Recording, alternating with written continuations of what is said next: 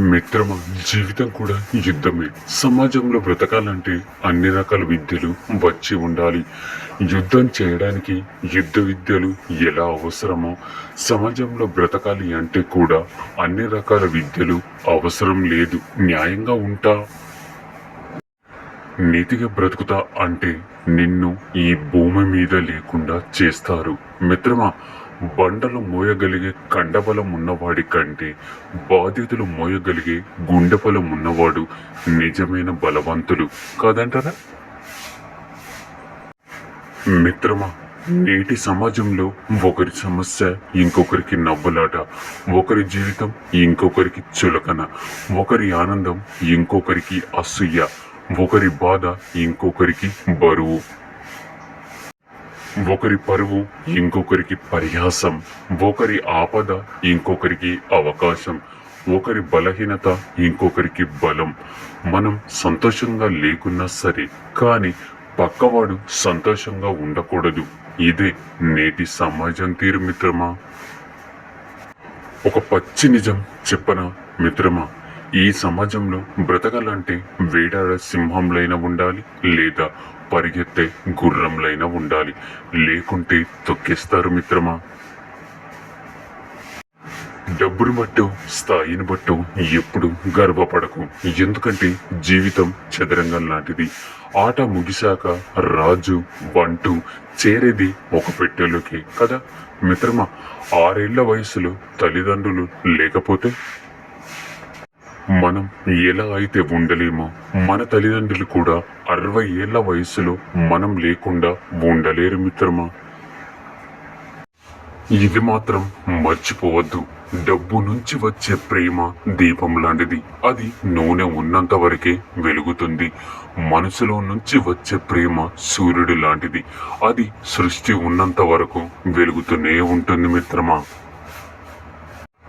అడగిపోయినా గాని రాముడు రాజే, జూదం ఓడినా గాని ధర్మరాజు రాజే. వ్యక్తిత్వం ఉన్నోడికి గెలుపుతో సంబంధం లేదు మిత్రమా. ఎప్పుడు బాధపడుతుంటే బ్రతుకు భయపడుతుంది మిత్రమా. అదే ప్రతి క్షణం నవ్వుతూ ఉంటే జీవితమే తల వంచుకుంటుంది. అమ్మ మనకు జన్మనిస్తుంది, భార్య ఆ జన్మాంతం ప్రేమిస్తుంది. అమ్మ లేకుంటే మనకు జన్మ లేదు, భార్య లేకుంటే జన్మకు అర్థం లేదు. అమ్మ భారం కాకూడదు, భార్య బానిస కాకూడదు మిత్రమా. మిత్రమా, సమయాన్ని సరిగ్గా వినియోగించుకునే వాడికి మిగతా మంచి అలవాట్లు కూడా వాటంతట అవే వస్తాయి. ఒక వ్యక్తి ఎంతో ఉన్నత స్థితికి చేరుకున్నాడు అంటే అతడు ఎంత తీవ్రమైన కఠినమైన పరీక్షలు అధిగమించి ఉంటాడో.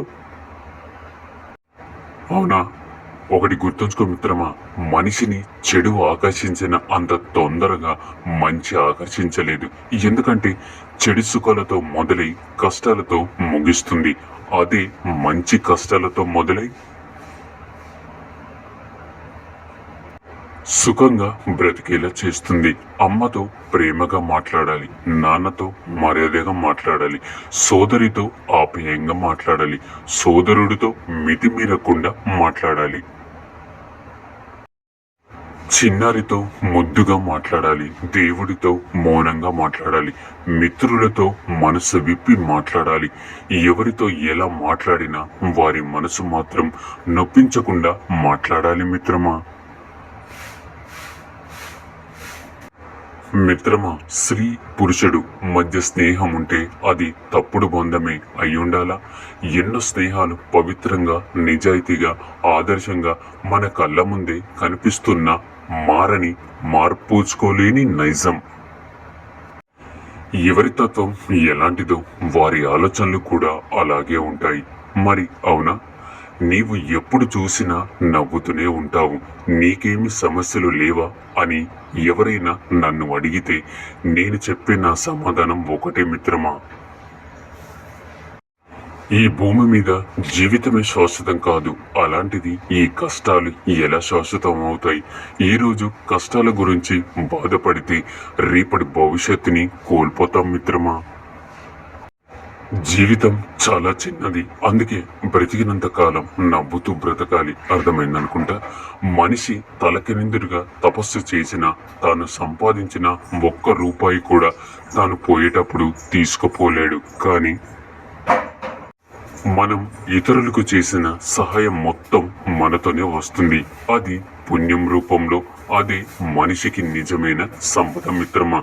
ఆ సంపదే మరో జన్మకు మంచి పునాది అవుతుంది. అవునా మిత్రమా? కళ్ళు తెరిస్తే జననం, కళ్ళు మూస్తే మరణం. ఈ నడుమ ప్రయాణమే జీవితం మిత్రమా. బలవంతుడునని వెర్రవీగడం మానుకో. చివరకు నలుగురు మోస్తే గాని వెళ్ళలేవని తెలుసుకో మిత్రమా. మిత్రమా, ఒక్కొక్కసారి మనకు అత్యంత ఆత్మీయులైన నమ్మిన వాళ్ళే మన మీద బురద తల్లుతారు. మనకి ఏమి కారు అనుకున్న వాళ్ళు మన పట్ల ఎంతో అభిమానాన్ని చూపుతారు. మనం ఏం చెయ్యని తప్పులకు కూడా మనం కుమిలిపోయేలా చేస్తారు కొందరు. మనం చేసిన తప్పులను కూడా విస్మరించి మనల్ని సంతోషంగా ఉండేలా చేస్తారు మరికొందరు.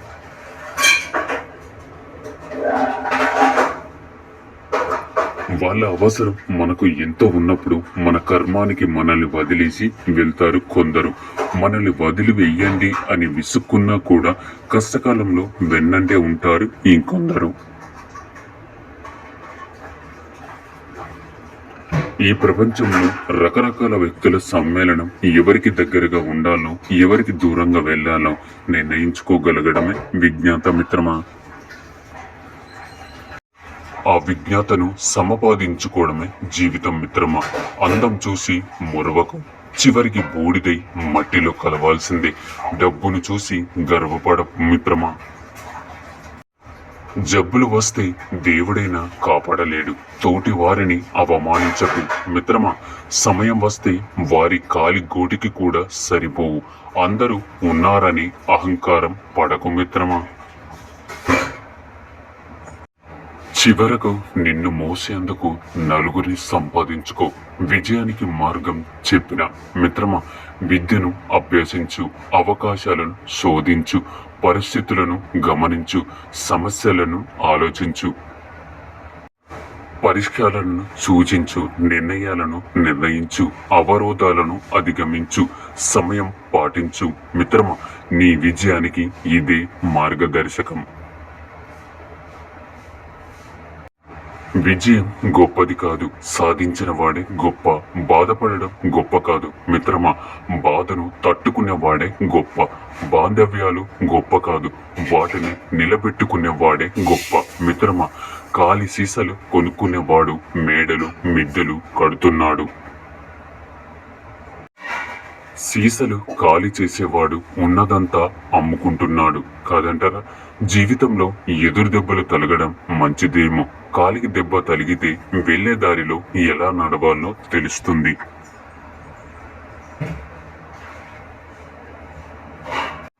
అదే మనసుకు దెబ్బ తగిలితే ఎదుటి వారితో ఎలా ఉండాలో నేర్పిస్తుంది కాదంటారా. చిరునవ్వు, మౌనం రెండు గొప్ప ఆయుధాలు.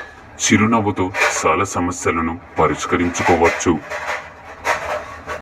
మౌనంతో చాలా సమస్యలు రాకుండా చూసుకోవచ్చు మిత్రమా. ఒక మనిషికి బ్రతకడానికి పెద్దగా ఖర్చు ఉండదు. కానీ ఎప్పుడైతే ఎదుటి వారిలో బ్రతకాలి అనుకుంటాడో అప్పుడే ఖర్చు ఎక్కువగా అవుతుంది మిత్రమా.